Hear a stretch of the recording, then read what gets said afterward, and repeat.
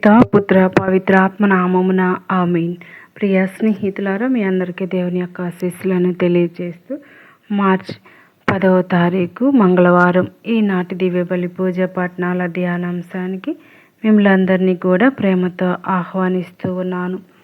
మొదటి పట్టణము దానియేలు గ్రంథం 3వ అధ్యాయం 25వ వచనము మరియు 34వ వచనం నుండి 43వ వచనం వరకు. భక్తి కీర్తన 25వ కీర్తన 4-5 వచనములు మరియు 6, 7, 8, 9 వచనములు. మత్తయి సువార్త 18వ అధ్యాయం 21వ వచనం నుండి 35వ వచనం వరకు భక్తి శ్రద్ధలతో చదువుకుని ధ్యానించుదాం.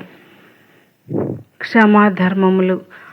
ఆ సమయమున పేతురు యేసు వద్దకు వచ్చి, ప్రభు, నా సహోదరుడు నాకు ద్రోహం చేసియుండ నేను ఎన్ని పర్యాయములు అతనిని క్షమింపవలెను?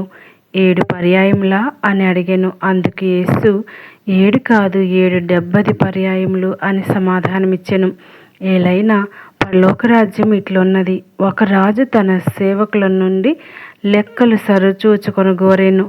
ఆ రాజు లెక్క చూసుకున్న ప్రారంభించగానే కోట్ల వరహాలు రుణస్థుడొకడు అతని సముఖమునకు తీసుకొని రాబడెను. వానికి రుణము చెల్లించే శక్తి లేనందున రాజు వాని భార్యను బిడ్డలను వానికి ఉన్నదంతయు విక్రయించి ఆ రుణము తీర్పవలనని ఆజ్ఞాపించెను.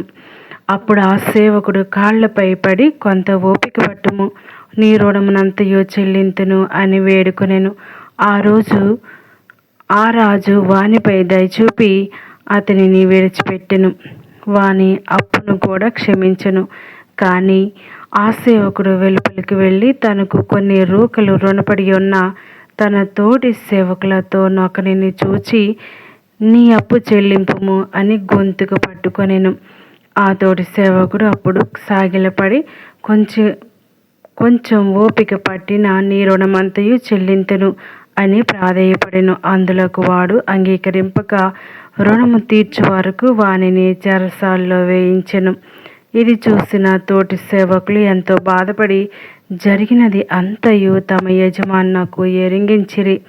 అప్పుడు ఆ యజమానుడు వాణ్ణి పిలిపించి, నీచుడా, నీవు నన్ను ప్రార్థించుటచే నీ రుణమంతయు క్షమించి తిని, నేను నీ పట్ల దయచూపినట్లు నీ తోటి సేవకునిపై నీవు దయచూపవలదా అని మండిపడి బాకీనంతయు చెల్లించు వరకు వానిని తలార్లకు అప్పగించెను. కనుక ఈ విధంగా మీలో ఒక్కొక్కడు తన సోదరుని హృదయపూర్వకంగా క్షమింపని ఎడల పరలోకమందలి నా తండ్రియు మీ ఎడల అట్లే ప్రవర్తించును. ఇది ప్రభు వాక్కు. సర్వేశ్వరునికి వందనములు. ప్రియ స్నేహితులారా, ఈనాటి యొక్క గొప్ప వాక్యాన్ని మనం ధ్యానిస్తూ ఉండగా ప్రభు మనకి యొక్క వాక్యం మీద క్షమించే హృదయం, దేవుని కరుణను ప్రతిబింబించే జీవితం అనేటువంటి అంశం మీద మాట్లాడుతూ ఉంది. ఈనాడు మనం నేర్చుకోవాల్సినటువంటి గొప్ప గొప్ప విషయాలు ఏమిటంటే, ఈరోజు మనం ధ్యానించబోయే దేవుని వాక్యం మత్తయి సువార్త 18వ అధ్యాయం 21వ వచనం నుండి 35వ వచనం వరకు. ఈ వాక్యం మన క్రైస్తవ జీవితంలో అత్యంత ముఖ్యమైన సత్యాన్ని తెలియజేస్తుంది. క్షమించే హృదయం. మన జీవితంలో చాలాసార్లు మనం గాయపడతాం.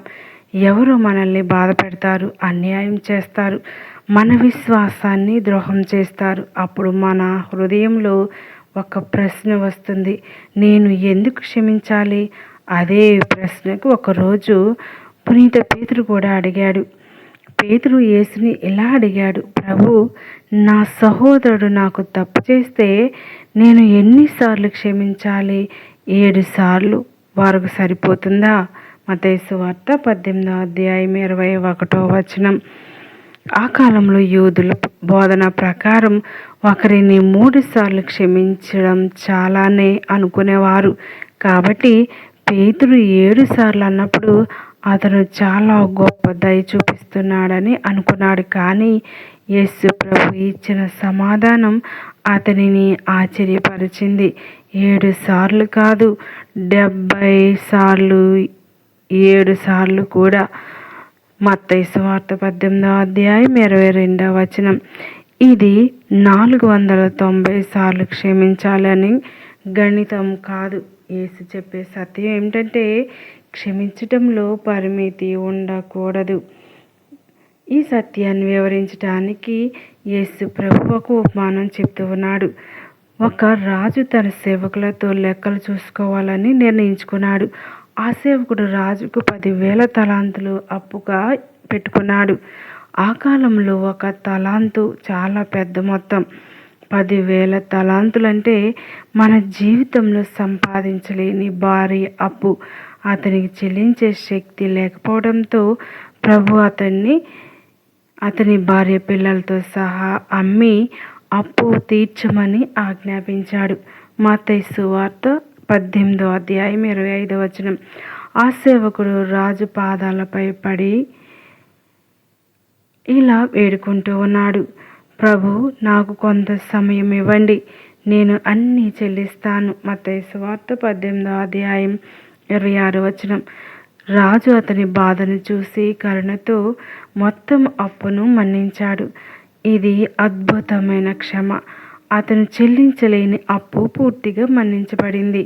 కానీ అదే సేవకుడు బయటికి వెళ్ళిన వెంటనే తనకు 100 దినారాలు అప్పుగా పెట్టుకున్న మరో సేవకుని చూశాడు.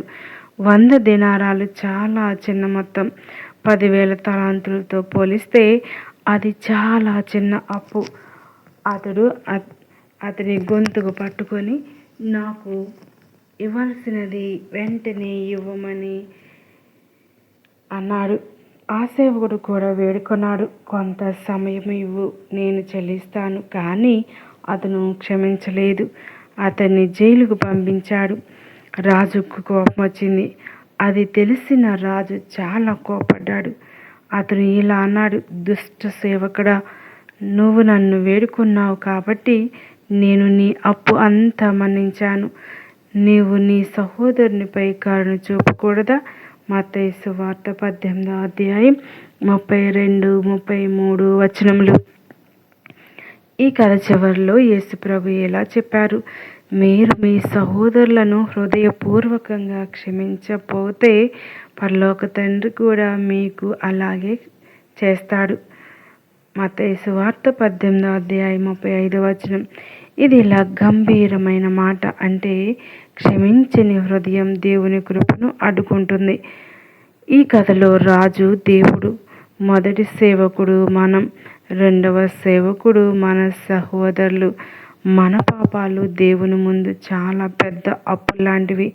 అయినప్పటికీ దేవుడు మనల్ని క్షమిస్తాడు. బైబిల్ ఇలా చెప్తూ ఉంది, తూర్పు పడమరల నుండి ఎంత దూరమో మన అపరాధములను ఆయన అంత దూరం చేశారు. కీర్తనలు 103, 12వ వచనం. క్షమించకపోవడం యొక్క ప్రమాదం ఏంటి?